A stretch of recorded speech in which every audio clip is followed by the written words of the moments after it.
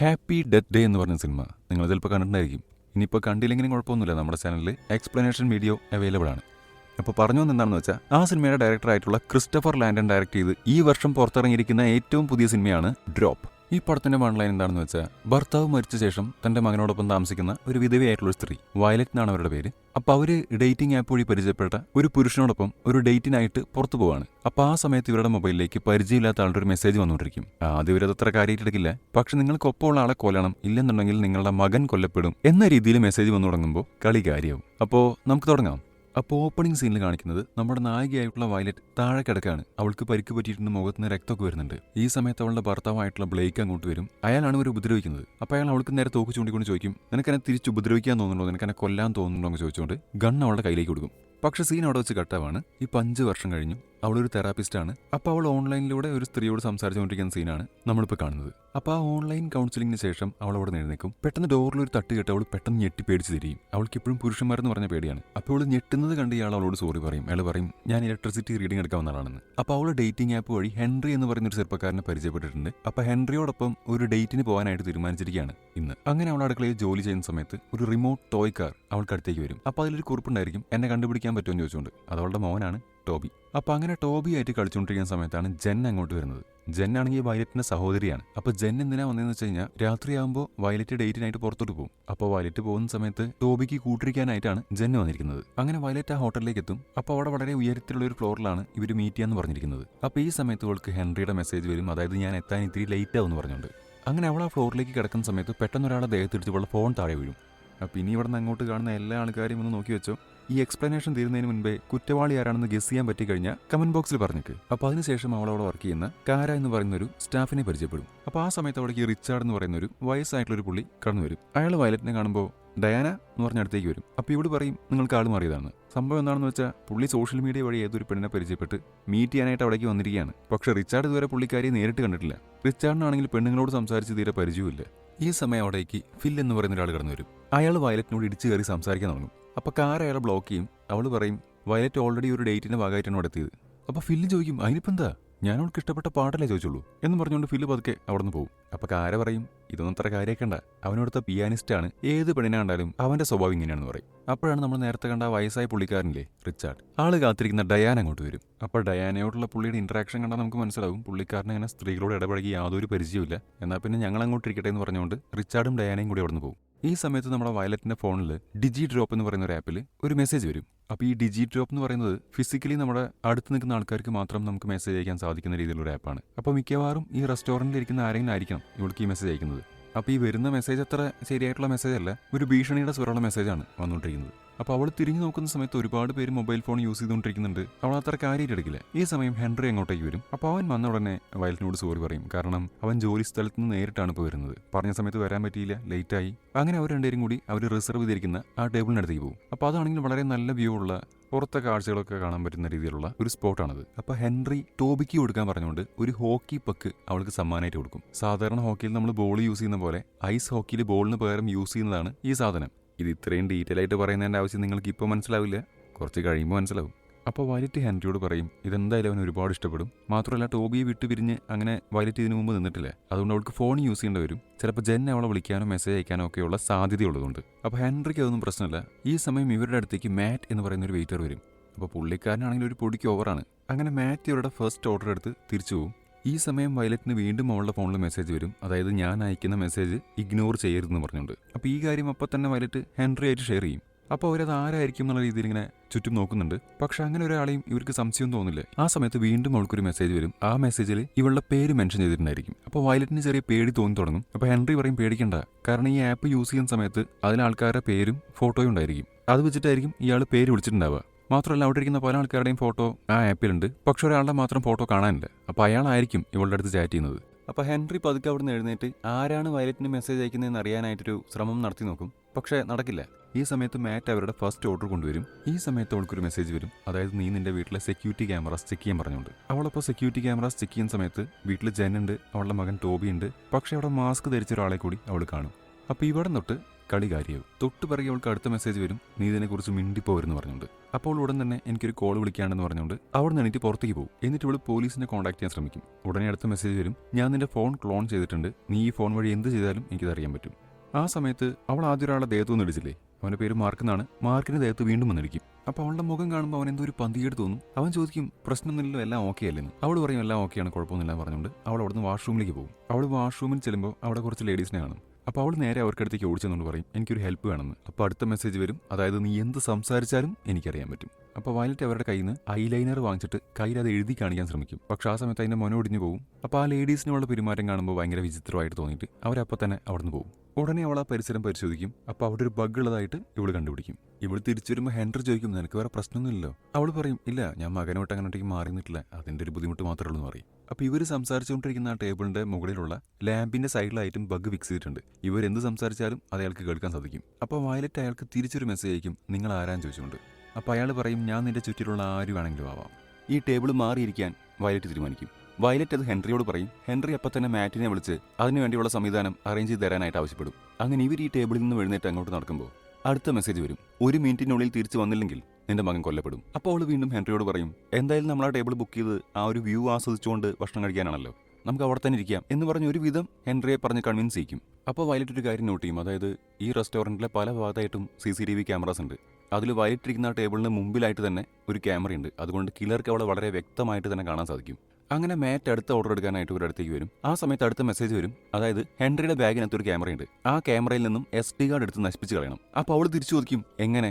അതൊക്കെ നീ കണ്ടുപിടിക്കണം. അപ്പം തന്നെ അവൾ അവളുടെ വാച്ച് അടിച്ച് ഹെൻറി കാണാതെ അവളുടെ ബാഗിനകത്തേക്ക് വയ്ക്കും. എന്നിട്ട് പറയും, എൻ്റെ വാച്ച് കാണാനില്ല, ചിലപ്പോൾ അത് ലിഫ്റ്റിൻ്റെ അടുത്ത് എങ്ങാനുമായിട്ട് വീണ് പോയിട്ടുണ്ടാവും, ഒന്ന് പോയി ചെക്ക് ചെയ്ത് വരാമോ എന്ന് ചോദിക്കും. ഹെൻറി ഓക്കെ പറഞ്ഞ് അപ്പം തന്നെ അത് അന്വേഷിക്കാനായിട്ട് പോകും. അപ്പോൾ ചിക്കാഗോയിലെ മേയറുടെ ഫോട്ടോഗ്രാഫറാണ് ഹെൻറി. വയലറ്റ് ഈ ക്യാമറ എടുത്ത് അതിലെ ഫോട്ടോസൊക്കെ ഒന്ന് പരിശോധിക്കും. വയലറ്റിന് എന്താണെന്ന് മനസ്സിലാവില്ല. അങ്ങനെ പെട്ടെന്ന് തന്നെ വയലറ്റ് ആ SD കാർഡ് ഊരിയെടുക്കും. അപ്പോഴേക്കും ഹെൻറി അങ്ങോട്ടേക്ക് വരും. അപ്പോൾ തന്നെ അടുത്ത മെസ്സേജ് വരും, വേഗം വാഷ്റൂമിലേക്ക് പോകാൻ പറഞ്ഞുകൊണ്ട്. അങ്ങനെ വയലറ്റ് അപ്പം തന്നെ ഹെൻറിയോട് പറഞ്ഞ് വേഗം വാഷ്റൂമിലേക്ക് ചെല്ലും. ആ SD കാർഡ് നശിപ്പിച്ച് ഫ്ലഷ് ചെയ്ത് കളയാനായിട്ട് ഇവൾക്ക് നിർദ്ദേശം ലഭിക്കും. അപ്പോൾ തന്നെ വയലറ്റ് ചെയ്യും. എന്നിട്ട് പറയും, നിങ്ങൾ പറഞ്ഞ പോലെ ഞാൻ ചെയ്തില്ലേ, ഇനി എൻ്റെ മകനെ വെറുതെ വിടാൻ പറയും. ഉടനെ മറുപടി വരും, അതിന് നീയല്ല ഇവിടെ കാര്യങ്ങൾ തീരുമാനിക്കുന്നത്, നിന്റെ ജോലി ഇപ്പോഴും കഴിഞ്ഞിട്ടില്ല. അപ്പോൾ വയലറ്റ് ചോദിക്കും, ഞാൻ ഇനി എന്താ ചെയ്യേണ്ടതെന്ന്. എന്നിട്ട് അവിടെ അടുത്ത് ഒരു ടവൽ ഡിസ്പെൻസറി ബോക്സ് ഇരിക്കുന്നുണ്ടായിരിക്കും. അത് ഓപ്പൺ ചെയ്യാനായിട്ട് അവൾക്ക് നിർദ്ദേശം ലഭിക്കും. വയലറ്റ് അത് ഓപ്പൺ ചെയ്ത് പരിശോധിക്കുമ്പോൾ അതിനകത്തുനിന്ന് ഒരു പോയിസന്റെ ക്യാപ്സ്യൂൾ കിട്ടും. ഉടനെ അടുത്ത മെസ്സേജ് വരും, ആ പോയിസൺ ഹെൻറിയുടെ ഡ്രിങ്കിൽ മിക്സ് ചെയ്യാൻ പറഞ്ഞുകൊണ്ട്. ഉടനെ വയലറ്റ് പറയും, എനിക്കിത് ഒരിക്കലും പറ്റില്ല, ഒരാളെ കൊന്നുകളയാനൊന്നും എനിക്ക് ഒരിക്കലും പറ്റില്ല എന്ന് പറയും. അപ്പോൾ അടുത്ത മെസ്സേജ് വരും, പറ്റും, നീ ഇത് ആദ്യമായിട്ടല്ലോ ചെയ്യുന്നത്. അങ്ങനെ അവിടുന്ന് പുറത്തു വരുന്ന സമയത്ത് ആ ഹോട്ടലിലെ റിസപ്ഷനിസ്റ്റ് ഒരു പെണ്ണിനെ വയലറ്റ് കാണും. പക്ഷേ ഈ സമയത്ത് വയലറ്റ് അവരുടെ കയ്യിലിരിക്കുന്ന ഫോൺ നോട്ട് ചെയ്യും. അങ്ങനെ വയലറ്റ് ആ റിസപ്ഷനിസ്റ്റിനെ ഫോളോ ചെയ്തുകൊണ്ട് റിസപ്ഷനിലേക്ക് വരും. അപ്പോൾ ഈ DigiDrop എന്ന് പറയുന്ന ആ ആപ്പിന്റെ ഒരു റേഞ്ച് എന്ന് പറയുന്നത് ഏകദേശം 50 മീറ്ററാണ്. ആ റേഞ്ച് ക്രോസ് ചെയ്തതുകൊണ്ട് ഇപ്പോൾ വയലറ്റിന് മെസ്സേജ് അയക്കാൻ അയാൾക്ക് സാധിക്കില്ല. അപ്പോൾ ഞങ്ങൾക്ക് ഈ ടേബിൾ തന്നെ റിസർവ് ചെയ്യാനായിട്ട് എവിടെന്നെങ്കിലും എന്തെങ്കിലും നിർദ്ദേശം കിട്ടിയോന്നൊക്കെ വയലറ്റ് റിസപ്ഷനിസ്റ്റിനോട് അന്വേഷിക്കും. പക്ഷെ അപ്പോഴേക്കും മറ്റ് ഗസ്റ്റുകൾ വരുന്നതുകൊണ്ട് അവരവിടുന്ന് അപ്പം തന്നെ ഗസ്റ്റുകളെയും കൂട്ടിക്കൊണ്ട് പോകും. ഉടനെ വയലറ്റ് ആ റിസപ്ഷനിസ്റ്റിന്റെ ഫോൺ എടുത്ത് പോലീസിനെ കോൺടാക്ട് ചെയ്യാൻ നോക്കും, നടക്കില്ല. അപ്പോൾ അവരുടെ തന്നെ കമ്പ്യൂട്ടറിൽ നിന്ന് കുറ്റകൃത്യങ്ങൾ റിപ്പോർട്ട് ചെയ്യാനായിട്ടുള്ളൊരു ഓൺലൈൻ പോർട്ടലുണ്ട്. ആ പോർട്ടലിലേക്ക് കോൺടാക്ട് ചെയ്യും. വീണ്ടും അടുത്ത മെസ്സേജ് വരും, നിന്റെ സ്ഥാനത്ത് ഞാനാണെങ്കിൽ അത് ചെയ്യില്ല എന്ന് പറഞ്ഞിട്ട്. അപ്പോൾ വയലറ്റ് നോക്കുമ്പോൾ ഈ റിസപ്ഷനിൽ വയലറ്റ് നിൽക്കുന്ന കാഴ്ചയൊക്കെ CCTVയിൽ വളരെ വ്യക്തമായിട്ട് കാണാൻ സാധിക്കും. അങ്ങനെ തിരിച്ചു വരുന്ന സമയത്ത് അവൾ മാർക്കിനെ വീണ്ടും കാണും. അപ്പോൾ വയലറ്റ് ജസ്റ്റ് കാഷ്വലായിട്ട് മാർക്കിനോടൊന്ന് പോയി സംസാരിക്കും. അപ്പോൾ അവൻ പറയും, അവൻ്റെ സിസ്റ്ററിനെ വെയിറ്റ് ചെയ്തിരിക്കുകയാണ്, അവൾ ട്രാഫിക് ബ്ലോക്കിൽ പെട്ടുകൊണ്ടാണ് ലേറ്റ് ആവുന്നത്, ഉടനെ വരും എന്നറിയിക്കും. അപ്പോൾ അവിടുന്ന് തിരിച്ച് വീണ്ടും സീറ്റിലേക്ക് വരുന്ന സമയത്ത് ഇവിടെ ഹെൻറി ബില്ല് പേ ചെയ്യാൻ ഒരുക്കത്തിലാണ്. അപ്പോൾ വയലറ്റ് ചോദിക്കും, അല്ല ഇതെന്താ നീ ഇത്ര പെട്ടെന്ന് പോവാണോ? അപ്പോൾ ഹെൻറി പറയും, എന്തായാലും നീ തിരക്കിലാണ്, നിനക്കൂടെ ഇരിക്കാനോ സംസാരിക്കാനോ സമയമില്ല, അത് ഓക്കെയാണ്, കുഴപ്പമില്ല, നമുക്ക് പിന്നെ എപ്പോഴെങ്കിലും മീറ്റ് ചെയ്യാം, പ്രശ്നമില്ല എന്ന് പറഞ്ഞുകൊണ്ട് അവനോട് പോകാൻ ഒരുങ്ങും. അവസാനം അവൾ അവനെ കെട്ടിപ്പിടിച്ച് കിസ് ചെയ്യും. അങ്ങനെ ഒരുവിധം സമ്മതിച്ച് അവൻ വീണ്ടും അവൻ്റെ സീറ്റിൽ നിന്നിരിക്കും. ഈ സമയത്ത് നമ്മൾ നേരത്തെ കണ്ട റിച്ചാർഡും ഡയാനയും ഇല്ലേ, അതിലെ ഡയാന റിച്ചാർഡിനോട് വഴക്കുണ്ടാക്കി അവിടെ നിന്ന് ഇറങ്ങിപ്പോവും. സ്വാഭാവികം. ഈ സമയത്ത് നമ്മൾ നേരത്തെ പറഞ്ഞ പിയാനിസ്റ്റ് ഉണ്ടല്ലോ, ഫിൽ, പുള്ളിക്കാരൻ വയലറ്റിന് ഇഷ്ടപ്പെട്ട ബേബി ഷാർക്ക് എന്ന ഗാനം പ്ലേ ചെയ്യാൻ തുടങ്ങും. അപ്പോൾ വെയിറ്റർ ആയിട്ടുള്ള മാറ്റ് അങ്ങോട്ട് വരും. വയലറ്റ് വേഗം തന്നെ $1 എടുത്ത് അവളുടെ വീടിൻ്റെ അഡ്രസ്സും അവിടെയുള്ളവരെ ഹോസ്റ്റേജസ് ആയി പിടിച്ചു വെച്ചിരിക്കുകയാണെന്നും ആ $1 എഴുതിയിട്ട് അതൊരു ടിപ്പായിട്ട് ഫിലിന് കൊടുക്കാൻ പറ്റുമെന്ന് മാറ്റിനോട് ചോദിക്കും. മാറ്റ് അത് സന്തോഷത്തോടെ വാങ്ങിക്കൊണ്ട് ഫിലിന് കൊടുക്കും. അവൻ അവിടെ നിന്ന് എഴുന്നേറ്റ് ആ നോട്ട് എടുക്കും. എന്നിട്ട് തുറന്നു നോക്കിയ ശേഷം അവൻ്റെ മുഖഭാവം മാറും. അവൻ നേരെ വയലറ്റിനെ നോക്കും. അതിനുശേഷം അവൻ അവൻ്റെ ഫോൺ എടുത്ത് ചെവിയിൽ വെക്കുന്നത് വയലറ്റ് കാണുന്നുണ്ട്. പക്ഷേ ആരോടെങ്കിലും സംസാരിക്കുന്നുണ്ടോ ഇല്ലയോ എന്ന് അവൾക്ക് കാണാൻ സാധിക്കില്ല. അവൻ അപ്പം തന്നെ അവിടെ നിന്ന് എഴുന്നേറ്റ് ഒരു ഡ്രിങ്കുമായിട്ട് തിരിച്ച് അവൻ്റെ സീറ്റിലേക്ക് വരും. എന്താ സംഭവിക്കുന്നതെന്ന് അവൾക്ക് മനസ്സിലാവില്ല. അവൻ തിരിച്ചു വന്നിരുന്ന് വീണ്ടും പിയാനോ വായിക്കാൻ തുടങ്ങും. പക്ഷെ ആ സമയം മോൻ്റെ മുഖം ഭയങ്കര ഗ്ലൂമിയാണ്. അപ്പോഴേക്കും മാറ്റ് ഇവർ രണ്ടാമത് ഓർഡർ ചെയ്ത ഫുഡുമായിട്ട് ഇവർ കരികിലേക്ക് വരും. അങ്ങനെ ഭക്ഷണം കഴിക്കാനായിട്ട് വയലറ്റ് പ്ലേറ്റിലേക്ക് നോക്കുമ്പോഴാണ് ആ അഡ്രസ്സ് എഴുതി കൊടുത്ത ഡോളറിന്റെ നോട്ട് ഫുഡിന് താഴെ വെച്ചിരിക്കുന്നത് അവൾ കാണും. ഉടനെ അവൾക്ക് മെസ്സേജ് വരും, നീ എല്ലാം നശിപ്പിച്ചു എന്ന് പറഞ്ഞുകൊണ്ട്. അവൾ അപ്പം തന്നെ സോറി എന്ന് പറഞ്ഞുകൊണ്ട് തിരിച്ച് റിപ്ലൈ അയക്കും. അപ്പോൾ പറയും, നീ സോറി പറയേണ്ടത് എന്നോടല്ല. അവൾ അപ്പം തന്നെ ഞെട്ടിത്തിരിഞ്ഞ് ഫിലിനെ നോക്കും. അവനപ്പം തലകറങ്ങി താഴെ വീഴുന്നത് കാണും. അപ്പോഴേക്കും ഹെൻറി അടക്കമുള്ള മറ്റാൾക്കാർ ഓടി അവൻ അടുത്തേക്ക് ചെല്ലും. ഉടനെ അടുത്ത മെസ്സേജ് വരും, ഇപ്പം അവൻ മാത്രമല്ല പ്രശ്നത്തിലുള്ളതെന്ന് പറഞ്ഞുകൊണ്ട്. അപ്പം തന്നെ വയലറ്റ് അവളുടെ ക്യാമറ ചെക്ക് ചെയ്യും. അപ്പോൾ വയലറ്റിന്റെ വീട്ടിലുള്ള മാസ്ക് ധരിച്ച വ്യക്തി അയാൾ ജെന്നിനെ തലക്കടിച്ച് വീഴ്ത്തി ടോബി ഒരു മുറിയിലിട്ട് പൂട്ടും. അപ്പോഴേക്കും ഫിൽ അവിടെ നിന്ന് എഴുന്നേക്കും. എന്നിട്ട് അയാൾ താഴേക്ക് പോകും. ഉടനെ അടുത്ത മെസ്സേജ് വരും, അവൻ താഴെ വരെ എത്തില്ല എന്ന് പറഞ്ഞുകൊണ്ട്. അങ്ങനെ അടുത്ത മെസ്സേജ് വരും, എത്രയും പെട്ടെന്ന് ഹെൻറി അവസാനിപ്പിക്കാൻ പറഞ്ഞുകൊണ്ട്. അപ്പോൾ വയലറ്റ് അവനോട് പറയും, നമുക്ക് ഓരോ വോഡ്ക ഷോട്ട്സ് അടിക്കാമെന്ന്. അങ്ങനെ അത് വാങ്ങാൻ എന്ന പോലെ വയലറ്റ് എഴുന്നേറ്റ് റിസപ്ഷൻ അടുത്തേക്ക് ചെല്ലും. അപ്പോൾ വയലറ്റ് എഴുന്നേറ്റ് അങ്ങോട്ട് പോകുന്ന സമയത്ത് പെട്ടെന്ന് അവളുടെ ബാഗ് താഴെ വീഴും. അപ്പോൾ ആ ബാഗിനകത്ത് കാണാതായി എന്ന് പറയുന്ന വാച്ചിരിക്കുന്നത് ഹെൻറി കാണും. അപ്പോൾ റിസപ്ഷൻ അടുത്തേക്ക് ചെല്ലുമ്പോൾ കാര ചോദിക്കും, എങ്ങനെയുണ്ട് ഫസ്റ്റ് ഡേറ്റിന്റെ എക്സ്പീരിയൻസ്? വയലറ്റ് പറയും, വളരെ നല്ല എക്സ്പീരിയൻസ് ആണ്. അങ്ങനെ പറഞ്ഞതിന് ശേഷം പതുക്കെ വയലറ്റ് തന്റെ പോക്കറ്റിൽ നിന്ന് ആ പോയിസൺ എടുത്ത് ഈ വോഡ്കയിൽ മിക്സ് ചെയ്യാനായിട്ട് വരും. അപ്പോൾ വരും അടുത്ത മെസ്സേജ്, പോയിസൺ മിക്സ് ചെയ്യേണ്ടത് ഇവരുടെ ടേബിളിൽ ഇരുന്നുകൊണ്ട് വേണം. അങ്ങനെ വോഡ്കയായി തിരിച്ച് വയലറ്റ് ടേബിളിനടുത്ത് വരുമ്പോൾ ഹെൻറി വളരെ ദേഷ്യത്തിലാണ്. കാരണം അവൻ ആ വാച്ച് കണ്ടല്ലോ, അവൾ നുണ പറയായിരുന്നു എന്നുള്ളത് അവന് മനസ്സിലായി. അപ്പോൾ അവൻ അതിനെക്കുറിച്ച് വയലറ്റിനോട് ചോദിക്കും. ആ സമയത്ത് വയലറ്റിന് അവളുടെ ഫ്ലാഷ് ബാക്ക് ഓർമ്മ വരും. അതായത് ബ്ലേക്ക് അവൾക്ക് നേരെ തോക്ക് ചൂണ്ടിയതിന് ശേഷം പറയും, നിനക്ക് കൂടുതലായിട്ട് വേദനിക്കണമെങ്കിൽ നിനക്ക് ഏറ്റവും പ്രിയപ്പെട്ടവർക്ക് വേദനിക്കണം എന്ന് പറഞ്ഞുകൊണ്ട് ഗണ്ണെടുത്ത് ടോബിക്ക് നേരെ ചൂണ്ടും. അവിടെ വെച്ച് സീൻ കട്ടാവും. അപ്പോൾ ഹെൻറിയോട് വയലറ്റ് ചോദിക്കും, എന്നെക്കുറിച്ച് ഇത്രയും കാര്യങ്ങൾ അറിഞ്ഞിട്ടും എന്തിനാ നീ ഞാനുമായിട്ടുള്ള റിലേഷൻ ഇത്രയും താല്പര്യം കാണിക്കുന്നതെന്ന്. അപ്പോൾ ഹെൻറി പറയും, എനിക്ക് അങ്ങനെ ഡേറ്റിംഗ് ആപ്പിലൊന്നും കയറി വലിയ പരിചയമില്ല. പക്ഷെ ഞാൻ ഇതിൽ കയറി നോക്കിയ സമയത്ത് ഇതിലുള്ള മറ്റ് പ്രൊഫൈലുകളെക്കാളൊക്കെ ജെനുവിനായിട്ട് ഫീൽ ചെയ്തത് നിന്റെ അക്കൗണ്ടാണ്. നീ ഒരു നല്ല അമ്മയായിരിക്കും എന്നെനിക്ക് തോന്നിയെന്നൊക്കെ ഹെൻറി പറയും. അപ്പോൾ വയലറ്റ് പറയും, ഞാൻ അത്ര നല്ലൊരു അമ്മയല്ല. കാരണം ടോബി ജനിച്ചതിന് ശേഷവും ഞാൻ ഈ അബ്യൂസീവ് ആയിട്ടുള്ള റിലേഷൻഷിപ്പ് തുടർന്നു എന്നുള്ളതൊരു കുറ്റസമ്മതം പോലെ വയലറ്റ് അവനോട് പറയും. അങ്ങനെ ഹെൻറി എന്നിട്ട് റിസപ്ഷനിലേക്ക് പോകുന്ന സമയത്ത് വയലറ്റ് വോഡ്കയിൽ ആ പോയിസൺ മിക്സ് ചെയ്യും. അവൻ തിരിച്ചു വരും. അതിനുശേഷം ഇത് കഴിക്കാനായി എടുത്ത് ചൂണ്ടോട് അടുപ്പിക്കുന്ന സമയത്ത് പെട്ടെന്ന് വയലറ്റ് അറിയാത്ത പോലെ അവന്റെ ദേഹത്തേക്ക് വൈൻ തട്ടിക്കളയും. അപ്പോൾ അവനത് കഴിക്കാതെ അവിടെ വെച്ചിട്ട് ഡ്രസ്സ് ക്ലീൻ ചെയ്യാനായി വാഷ്റൂമിലേക്ക് പോകും. അപ്പോൾ അവൾ മാർക്കിനെ ശ്രദ്ധിക്കും. അപ്പോഴാണ് കാര അവൾക്ക് അടുത്തേക്ക് വരുന്നത്. കാര വയലറ്റിനോട് ചോദിക്കും, ഞാൻ വന്നപ്പോൾ തൊട്ട് ശ്രദ്ധിക്കുന്നതാണല്ലോ, ഹെൻറി ആയിട്ട് എന്തെങ്കിലും കുഴപ്പമുണ്ടോ? അപ്പോൾ വയലറ്റ് പറയുമില്ല, ഹെൻറി ആയിട്ട് എനിക്ക് യാതൊരു കുഴപ്പമില്ല. അപ്പോൾ മാർക്കിനെയും സഹോദരിയെയും കുറിച്ച് വയലറ്റ് കാരയോട് അന്വേഷിക്കും. അപ്പോൾ കാര പറയും, അവരിവിടുത്തെ റെഗുലർ കസ്റ്റമേഴ്സ് ആണ്, ഒരു പ്രശ്നക്കാരൊന്നുമല്ല. പക്ഷെ എനിക്ക് മനസ്സിലാവാത്തത് ഈ സീറ്റിംഗ് അറേഞ്ച്മെന്റ് ആണെന്ന് പറയും. കാരണം ഇത് റിച്ചാർഡ് സ്ഥിരമായിട്ടിരിക്കാറുള്ള സീറ്റാണ്. ഇന്നും മാത്രം പുള്ളി മാറി വേറെ സീറ്റിലാണ് ഇരിക്കണത്. മാത്രമല്ല അയാൾ വന്നപ്പോൾ തൊട്ട് നിന്നെ തന്നെ നോക്കിക്കൊണ്ടിരിക്കാന്ന് പറയും. അപ്പോഴാണ് വയലറ്റിന് ആദ്യമായിട്ട് റിച്ചാർഡിനെ സംശയം തോന്നുന്നത്. അവൾ തന്റെ കയ്യിലുള്ള 2 വോഡ്ക ഷോട്ട്സും കൊണ്ട് നേരെ റിച്ചാർഡിന് അടുത്തേക്ക് ചെല്ലും. എന്നിട്ടൊരു വോഡ്കയുടെ ഷോട്ട് അവന് നേരെ നീട്ടിക്കൊണ്ട് അത് കഴിക്കാനായിട്ട് അവൻ ഓഫർ ചെയ്യും. അപ്പോൾ റിച്ചാർഡ് പറയും, താങ്ക് യു, പക്ഷേ എനിക്കുള്ളത് ഞാൻ ഓൾറെഡി കഴിച്ചു. അപ്പോൾ ഈ സംസാരിക്കുന്നതിനിടയ്ക്ക് റിച്ചാർഡ് അറിയാതെ ഉള്ള പേര് പറയും. അപ്പോൾ വയലറ്റ് തിരിച്ചു വയ്ക്കും, നമ്മൾ തമ്മിൽ സംസാരിച്ചപ്പോൾ ഞാൻ എന്റെ പേര് നിന്നോട് പറഞ്ഞിട്ടില്ലല്ലോ. ഇപ്പോൾ വയലറ്റിന് ഏകദേശം കാര്യങ്ങൾ പിടികിട്ടി തുടങ്ങി. റിച്ചാർഡിന് മനസ്സിലാവും ഇനി നുണ പറഞ്ഞിട്ട് കാര്യമില്ല. അപ്പോൾ റിച്ചാർഡ് അവളോട് അവിടെ ഇരിക്കാൻ പറയും. എന്നിട്ട് ഈ മുമ്പിലിരിക്കുന്ന ഷോട്ട്സ് എന്ന് പറഞ്ഞെടുത്ത് കഴിക്കാനായിട്ട് ആവശ്യപ്പെടും. അവൾ അപ്പം തന്നെ ഒരു ഷോട്ട് എടുത്ത് കഴിക്കും. ഉറപ്പായിട്ടും വിഷമില്ലാത്തതായിരിക്കല്ലോ അവൾ കഴിക്കുന്നത്. അപ്പോഴേക്കും റിച്ചാർഡ് അയാളുടെ ഇയർ പീസ് ഊരി വയ്ക്കും. എന്നിട്ട് ഇവർ തമ്മിലുള്ള സംഭാഷണത്തിൽ നിന്ന് നമുക്ക് മനസ്സിലാവും, അതായത് റിച്ചാർഡ് മേയർക്ക് വേണ്ടി ജോലി ചെയ്യുന്ന ഒരാളാണ്. അപ്പോൾ മേയർ നടത്തിയിട്ടുള്ള ചില തട്ടിപ്പുകളെ കുറിച്ചുള്ള തെളിവുകളാണ് ഹെൻറിയുടെ കയ്യിലുള്ളത്. അവനത് FBI ഹാൻഡ് ഓവർ ചെയ്യാനിരിക്കുകയാണ് ഇന്ന് രാത്രി. അപ്പോൾ വയലറ്റ് ചോദിക്കും, എന്നെ എന്തുകൊണ്ടാണ് ഇനി ചൂസ് ചെയ്തതെന്ന്? നിനക്ക് ഓൾറെഡി ഒരാളെ കൊന്ന എക്സ്പീരിയൻസ് ഉണ്ടല്ലോ എന്ന് തിരിച്ചു പറയും. ഇപ്പോഴാണ് ആ ഫ്ലാഷ് ബാക്ക് മുഴുവനായിട്ട് കാണിക്കുന്നത്. അതായത് ആ കുട്ടിയെ ബ്ലേക്ക് വെടിവെച്ച് കൊല്ലില്ല.